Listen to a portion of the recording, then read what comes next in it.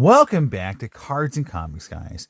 Today I have a really fun video because I'm going to be doing something I love to do, which is organize, store my collection.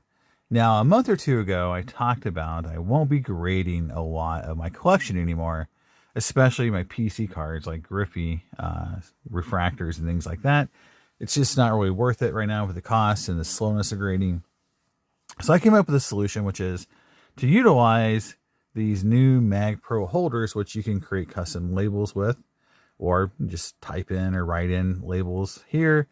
And here's an example of a label I try to create on my own, just with a kind of a BGS looking label that I printed myself. But you can see I tried this multiple times and it just smeared. It didn't look great. It didn't fill the entire space. So I didn't really do what I wanted to do. So I kind of bit the bullet and I contacted the MagPro guys and said, hey, they offered a service to create a label. So I talked to them and I came up with two different labels. One for my basic collection, which is, not the refractor collection. And again, I could use this label for any card in my collection, not just Griffey's, because it says the Cards and Comics Collection. And this is what the custom label looks like. Now, this material is like vinyl. It is not paper.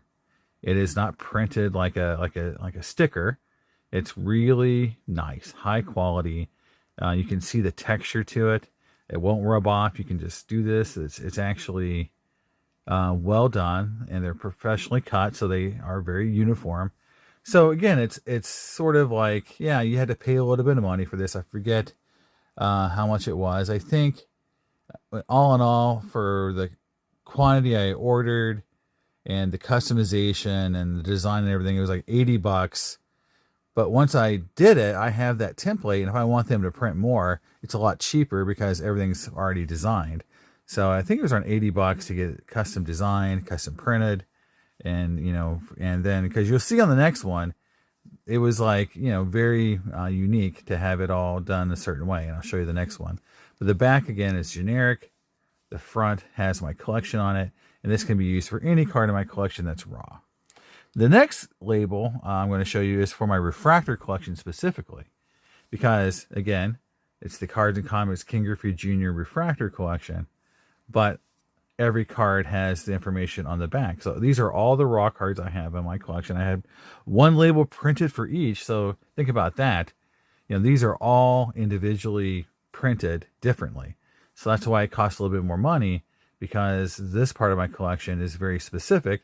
I thought it was cool to have both the front and back information for my refractors. Now, again, really high quality. I think they look really nice. So I haven't put any of them in holders yet. So I was going to do that on kind of with you guys, and we can kind of look how they look together.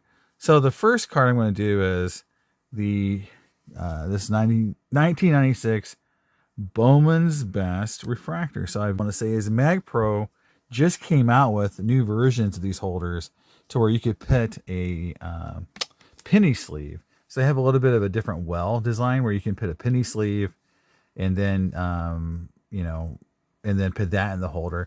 So they have multiple sizes. So they have 50 point, 75 point, or 55, 75. So they have different sizes. I ordered about another, I think 100 holders, so I can go ahead and start putting the rest of my collection, or start the process of getting these cards in my collection. I'm going to focus on my Griffey collection first, and then I'll move on to some other collections as I start switching my holders over to the MagPros.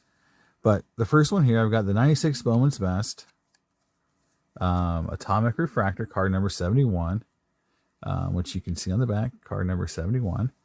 So I'm going to take the MagPro holder, I'm going to open it up, and I'm going to take out the label here. So this is the label it comes with. And I'm going to put the new label in.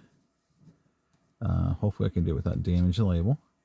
So here goes the label. I'm going to put it in the well here. And it fits in there really nice. Look at that. And I'm going to put the top back on. There you go. That's my new label for my new collection. for my current collection, but with new labels, new holders, and look at that. What do you guys think about that? Here's the back. It looks like my collection. It looks like something I designed for my collection. Like it's my logo. It's really what I like. Now, the one thing that they could do better, or just do something about it, is create a custom bag for their holder, because this is a perfect fit PSA bag, and if you look at it, you know, it doesn't fit perfectly inside here. It's like a little bit,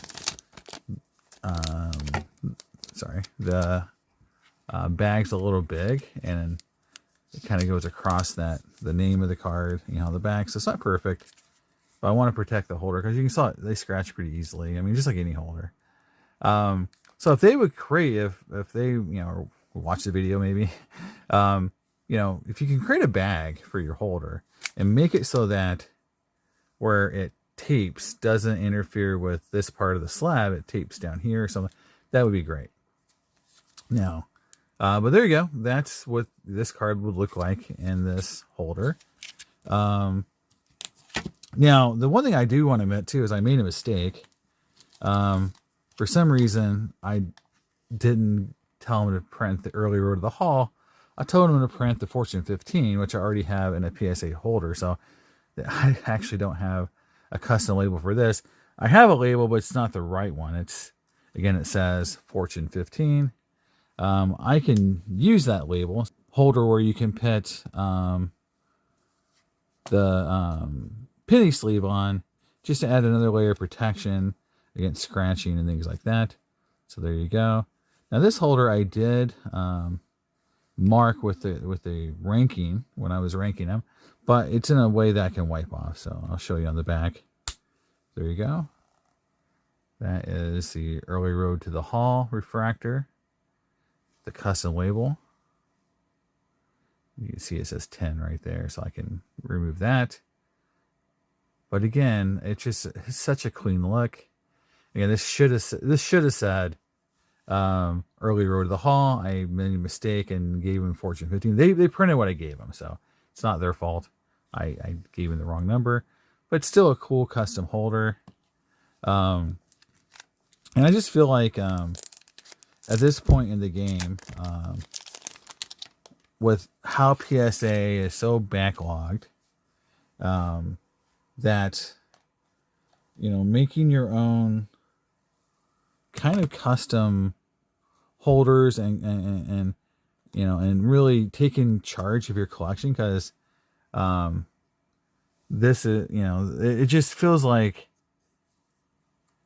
this is something that you can do much cheaper. Like, even though I say like it's like, you know, it costs $80 all in all to do all this, that's like 2 cards being graded, you know, with shipping and handling and everything, or 3 cards maybe, you know, if you're paying for bulk, you know, because a lot of people want to get their cards in holders so that it's all uniform, right? Because that OCD part of our collecting brain wants everything to be, you know, in a holder that all looks the same.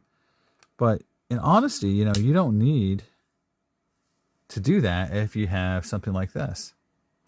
And, you know, for anyone wondering, they're not paying me. This is not a paid video. This is my own personal collection. This is my own personal thoughts. But here's the 1997 Bowman's Best inverted mirror image atomic refractor. All that on the back. And then you've got the Griffey. This is one of my favorite cards. This is the one I picked up this year. And you've got the Bonds and Jones on the back. Then you got the inverted. Just a really cool card. And last in the cards I had already. So here is the embossed refractor logo. Bam. So it's so simple. I mean, once you get everything cut, everything fits really well. Like, this is, you know, it's like, it's well designed, you know, and there you go. Silver embossed refractor. And, you know, when you have them in your collection, you know, you can kind of flip through them, and, you know, even, you know, next to each other, that's what they would look like. And then, you know, if you want to know what the card is, what number it is, you know, even though that one's wrong. Yeah, I mean, to me, it's like, you know, when you're looking at graded cards, you know, I'll compare like, yeah, here it is next to a graded card. Yeah, you know, it's a little bit shorter. The holder is, but it looks really uniform and nice. And I could see someone, you know, designing their entire collection to look like this. Now, here are the cards that, you know, I'm going to put in a new Zion. So I'm going to put the card in. And then I'm going to put the actual holder here. So this is 96 bronze refractor. So there goes a new one. So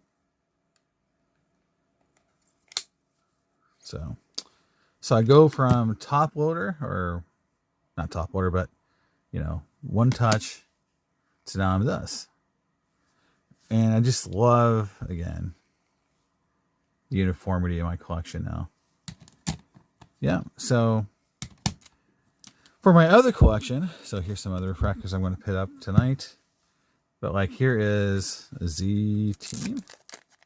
So many different one touches that they're all different designs. They're all different style one touches, you know, over the years, that even they don't look the same. You know, they're all over the place. And this will clean that up a little bit too.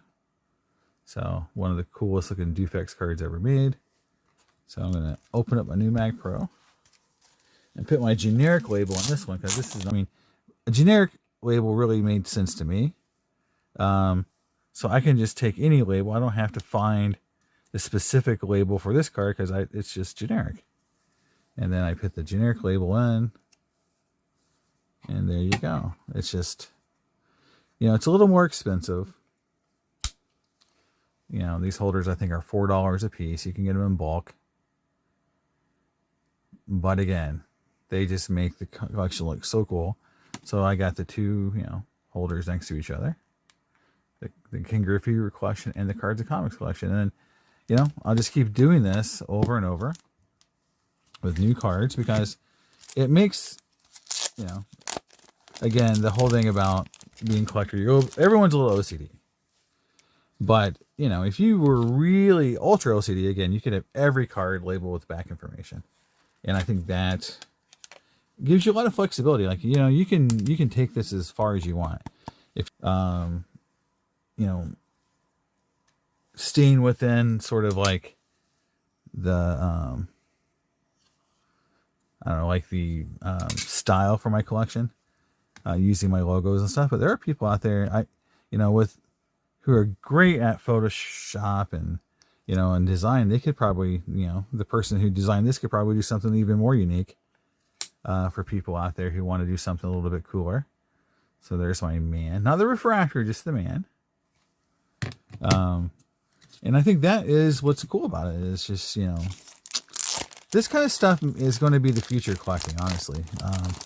People able to customize labels, customize their collection, customize the look in a way that's never been done before. It's just, you know, the quality of the labels are going to get better. I mean, this is like early adoption of this. I'm sure there's going to be people out there doing this even better in 2 or 3 years, like who have, you know, custom holders and, you know, color combinations. If you wanted the MagPro to be all, you know, purple, you know, you want your whole, you know, color coded collection, or if you wanted the label to be, you know, even cooler, you know, sparkly, you know, neon green or something. You know, I think today it's a little limited on what they can do with what they're working with. Here's my shining star, my pulsar. Yeah, this card was, I didn't get it graded originally when I got my other cards graded, because it has a little bit of corner dings and it's already on there, but there it is. See, it had that little corner ding up there, and it's always been that way. That's why I didn't get the card graded. But still one of my favorite cards in my collection. But yeah, like, you know, back in the day when HGA was such the big rage, it was because everything looked custom and you could do all these cool graphics. And I do think you can do that on cards that aren't graded, and make a collection that looks cool. So there you go. That is my basic, with some really cool Griffey cards. Very easy. I mean, it took a little bit of time. I think it took about 3 to 4 weeks to get it all done. And then here is my Griffey Jr collection with the information on the back. Yeah, so, and then sort of side by side. Just makes everything look so clean. And it's going to take a little bit of time to get everything converted over. I mean, it's expensive to some extent. It's just going to take a little bit of time, but I'm working on it. I'll have my refractors converted over pretty soon. Then I'll work on my base Griffey collection, and we'll move on from there. So again, let me know what you guys think in the comments, and I'll see you next time on Cards and Comics. Bye.